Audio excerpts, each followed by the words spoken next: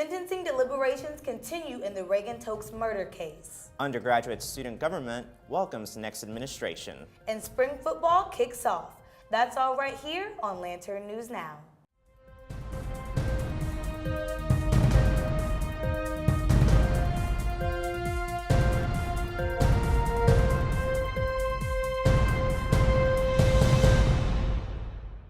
Thank you for joining us. I'm Jamela Muhammad. And I'm Shannon M. Litton. You're watching Lantern News Now. After nearly 7 hours of deliberations, the jury in the Reagan Tokes case recommended a life sentence without the possibility for parole for Brian Goldsby, the man who raped and murdered the Ohio State student. An armed robbery took place at Huntington Bank on Neal and 11th Avenue last Thursday. The suspects were, according to OSUPD, 2 African-American females in dark athletic clothing. Police continue to investigate the matter. Please contact OSUPD if you have any information on the robbery. Share your story. That was the campaign message that ultimately led Shamina Merchant and Sean Semler to secure the USG election victory earlier this month. Merchant and Semler are using feedback they received from students and their experiences at Ohio State to help shape their policies. A ballot initiative calling for USG to raise the minimum wage for all university employees to $15 an hour also passed. Merchant and Semler will be inaugurated on April 3rd. Now let's check in with Lantern TV reporter Joe Matz for an update on the past week in national politics. Joe, what's going on at our nation's capital? Thanks, Shannon. A political data company called Cambridge Analytica has come under fire for harvesting the private information of 50 million Facebook users.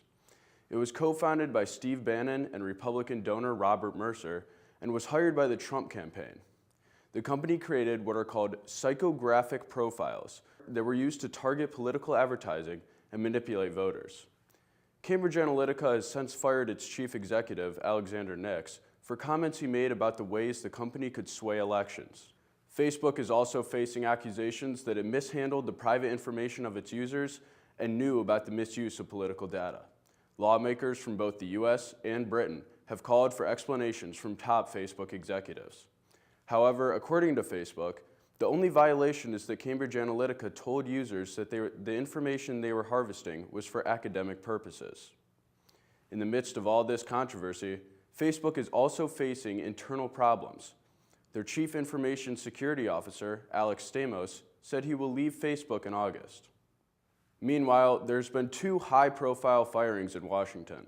First, Trump fired Secretary of State Rex Tillerson and replaced him with CIA Director Mike Pompeo. Then, Attorney General Jeff Sessions fired FBI Director Andrew McCabe 2 days before his retirement. Now, let's check in with the sports desk. Heads up, Ohio State fans. Here's what's coming up in Buckeye sports this week. Women's lacrosse looks to gain some momentum with the game against Rutgers at 1 p.m. on Friday. Softball has back-to-back games on Friday with Indiana at 2 and 4, while baseball plays host to Georgetown for a 3-game series Friday through Sunday. Men's gymnastics competes against Oklahoma on Friday at 6, and Indiana field hockey team will come to Columbus to square off with the Buckeyes at 1 on Saturday. Men's tennis has a match with Michigan at noon on Sunday, with men's lacrosse taking on number 4 Notre Dame at the same time. Now, let's see just how chilly it will get this weekend. All right, guys. Well, right now we're right in the middle of Severe Weather Awareness Week. March 18th is when it started. So I know it's a little chilly now for severe weather, but you're still going to keep this on your mind. Tornadoes, you're going to want to seek shelter and also get out of vehicles because you could become debris yourself. And when it starts flooding, High Street I know gets really flooded. Don't think that you can drive through it because I've seen plenty of vehicles get stuck in there and have to get towed out, and you know, it's not worth the water damage to your car. And lightning, the obvious, get inside because you don't want to get struck by lightning there.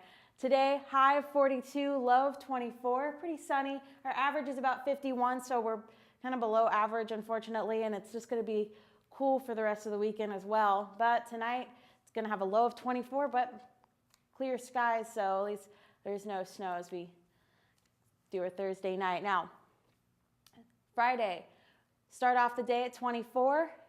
Noon, we go on to the 30s, and 5 p.m. warms up to about 40.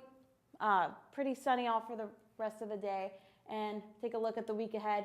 Again, we've got that cool weather, chance of snow once we move on to Saturday and a cool weekend. And Once we move on to Monday, Tuesday, we get a warmer, sunnier start to the week. I believe Tuesday it's going to rain though. So let's take a look at our weekend forecast. Friday, again, sunny, high of 43, low 27. Move on to Saturday, and we've got a chance of snow, rain, and then snow.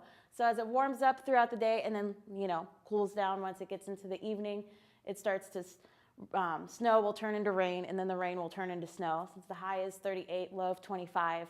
And then we move on to sunny Sunday here, high of 44, low of 29. And then there's that 40% chance of precipitation on Saturday, and it will warm up again once we move on to Monday and Tuesday. Thanks.